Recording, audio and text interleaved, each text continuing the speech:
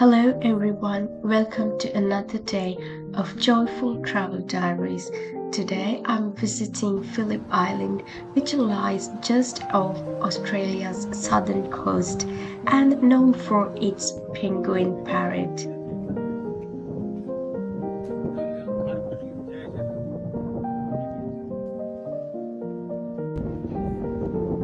You have to walk through the visitor center first, where your tickets get checked. Inside of it, there are so many posters, presentations, and even a little museum of wildlife to educate yourself about these penguins and the wildlife present in Phillip Island.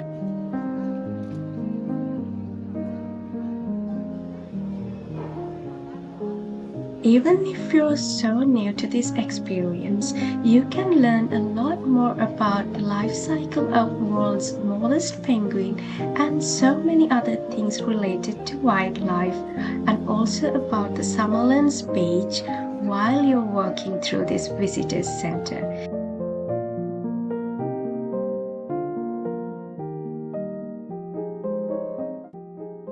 If you're still watching my video, I'm gonna tell you some amazing facts that I learned about world's smallest penguins. The little penguins found at Phillip Island are the only penguin species with blue feathers.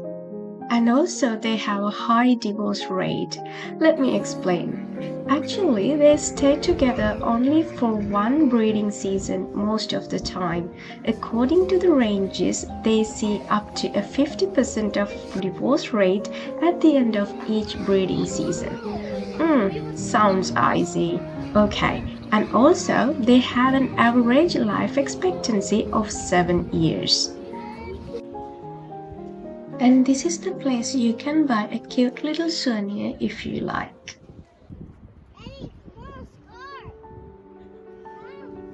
Now we are out of the visitor center and walking towards our seating area overlooking Summerlands Beach.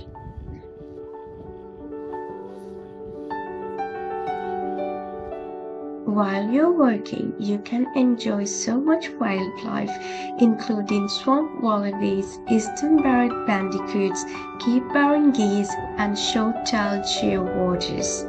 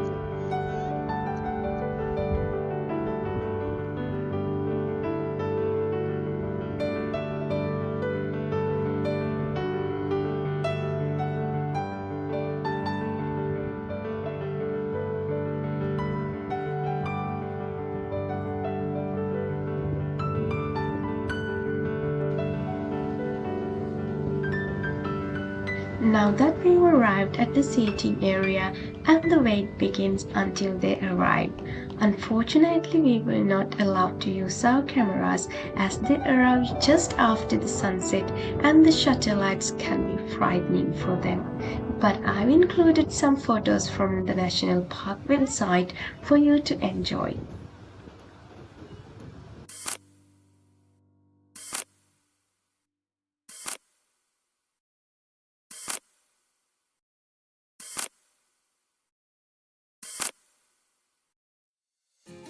Before we leave Phillip Island on the next day, we decided to check out the walking trail at Royal Inlet. It's full of nature and wildlife.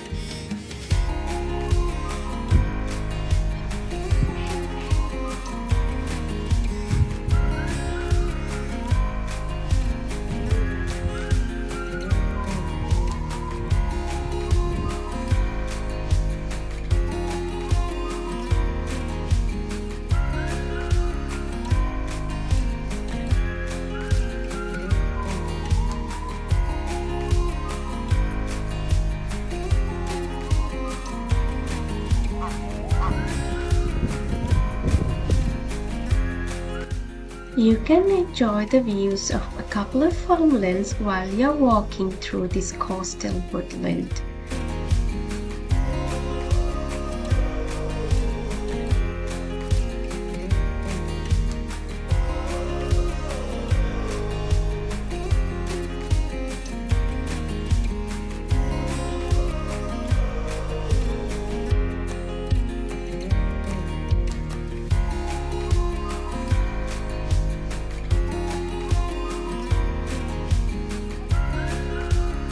You can also make a great bird watching opportunity out of this work.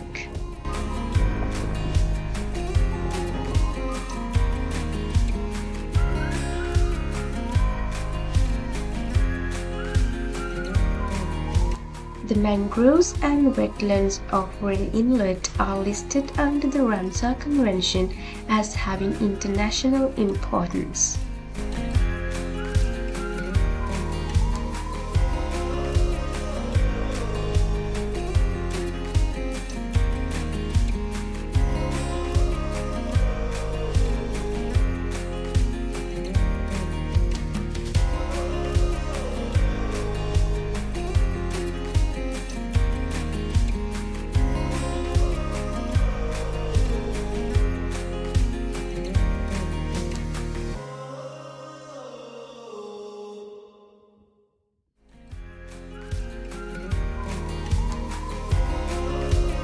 Broad walks of varying lengths loop through the mangroves, salt marsh and mudflats, and workers are rewarded by the presence of spoonbills, oyster catchers, herons, egrets and cormorants.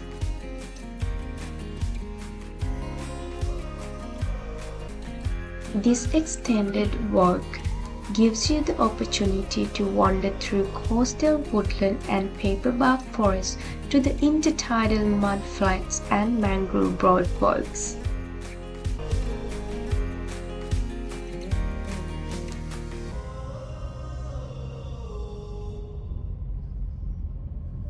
Now it's time to visit Churchill Island, the neighbor island of Phillip Island, and it's connected to the Phillip Island by a bridge.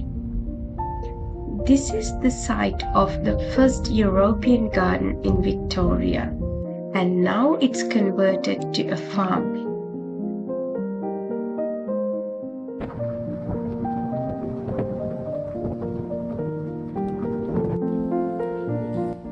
Churchill Island also has an amazing visitor center as same as Phillip Island, where you can educate yourself about the historical value of the island, wildlife, and the farming activities.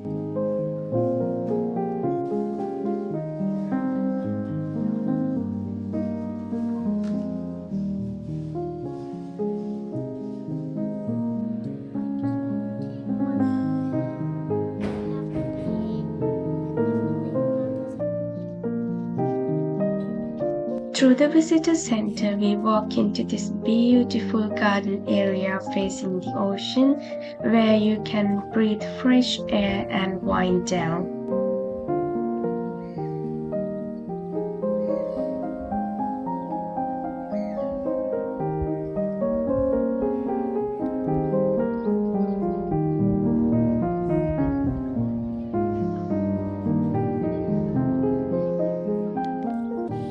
While we were walking through the garden, we saw these cracked eggs, and yes, we found the little guy next to it. Good luck on your journey, little baby.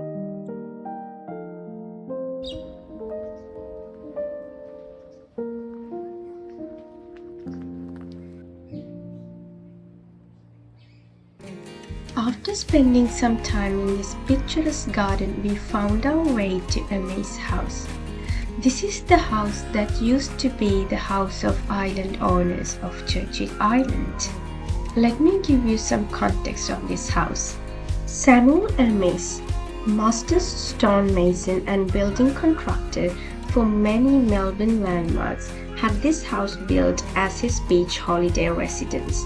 Samuel Emmys' family enjoyed this house for 57 years, spanning 3 decades of Samuel's. the original, his son, and grandson. In 1929, the island was sold to Gerald Buckley, the wealthy son of the founder Buckley and Nunn department stores in Melbourne. In 1936, Dr. Harry Jenkins, a Melbourne dentist, bought the island from Buckley's heirs, and he treasured this island as his heaven.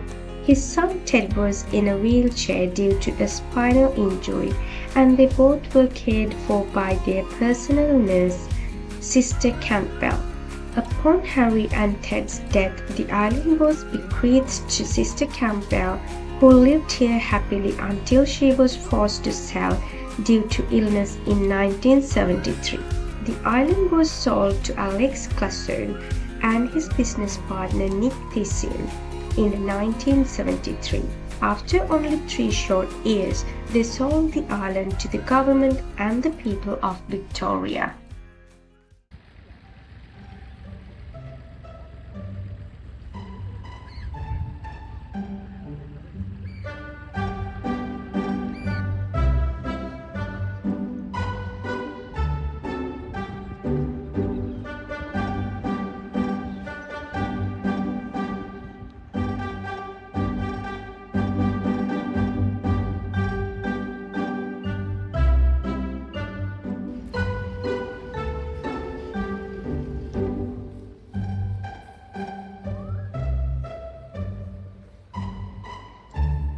Let's walk around the farming site until the daily farming activities begin.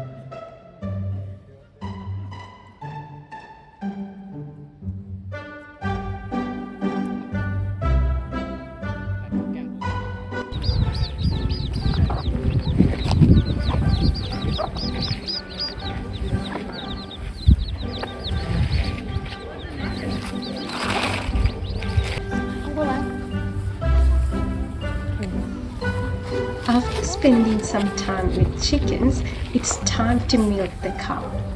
This is light brown dairy cow called Butter, and they're going to demonstrate us how to milk her.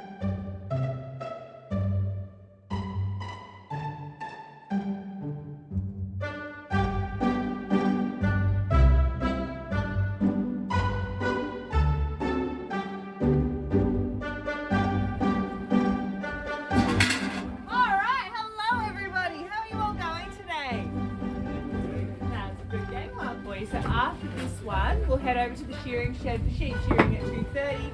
2:45, the working dog show will be in this paddock here. 3 o'clock up on the lawn in front. Next up, we were headed to horse stables. Unfortunately, there were no horses inside at the time, but still you get to feel the vibe.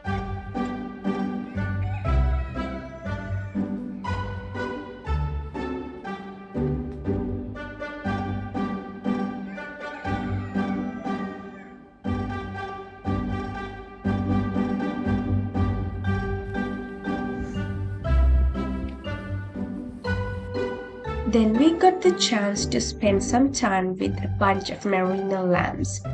They were so cute and funny.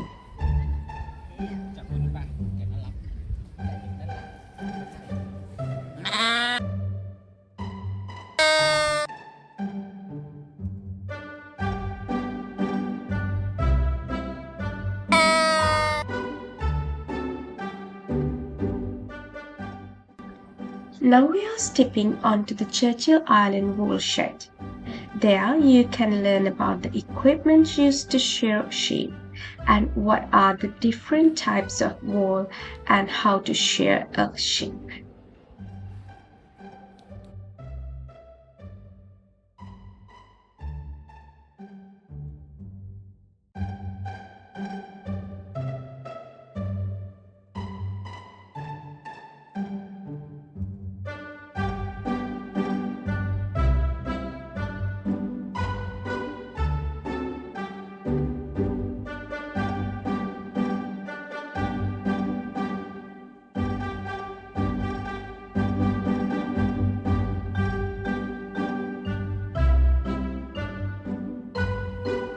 The ranger is about to give us a demonstration how to shear a sheep and the equipment used in shearing a sheep. That was the first method. Yeah, there was a record set with a pair of blades. Over on the board there's a bloke called Jackie Howe. Jackie Howe shot 321 sheep in 7 hours and 40 minutes with a pair of blades. It was quite the record. Now once the blades went out, we moved on to the narrow comb handpiece. This is probably one of the biggest advancements in shearing, going to a mechanical machine like this here. And with the narrow gear, there was a record set as well. A bloke called David Ryan, he shot 501 in 8 hours with the narrow gear. So back then, most sheep would weigh around 50-55 kilos was the adult weight for a ewe. Today, anywhere from 75 plus kilos. So they have come up a bit in size. Main reason for that being is with bigger sheep, the more wool you can cut off them, and also more meat production, the bigger the lambs as well. Now, we went on from the narrow gear to the wide comb. This is still what we use today. So the only difference with this machine is it has about 3 extra teeth to the comb and an extra tip to the cart. Being that little bit wider, it just meant extra flow place you could take off more wool, so of course you could shear more sheep. And that's still what we use today. Now the power of the machine is the same, it hasn't changed. You have a big flywheel like this here, which will be spinning flat out when the motor's running. Pull this rope, let the cone, flicks over and engages to that flywheel. It then sends 3,000 reps to the handpiece on the ground. This here is called a downshoe. Moves a lot like your arm does. Top joint like your shoulder, elbow, back joint on the handpiece is just like your wrist. So that's still what we use today. Now, sheep in Australia today, we still have around 80 million sheep, and sheep are shorn once a year, so the wool has to come off every 12 months. The shearer in the shed is paid per sheep, not per hour. The going rate today is around $4.50 per sheep. It has come up a fair bit. We have a shortage of shearers in Australia. It won't be long before around $5 a head, which is probably where it needs to be. Now, the average shearer can shear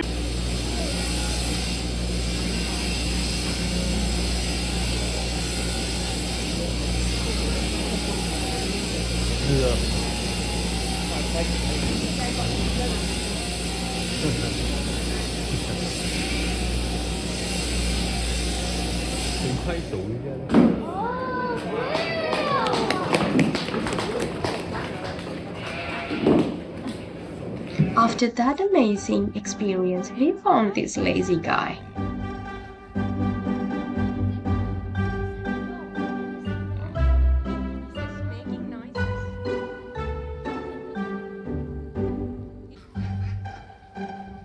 With all the amazing memories and experiences gathered, this comes to an end of our journey. Thank you so much for watching, and thank you so much for your support. I'll see you soon in another video. Until then, take care. Goodbye.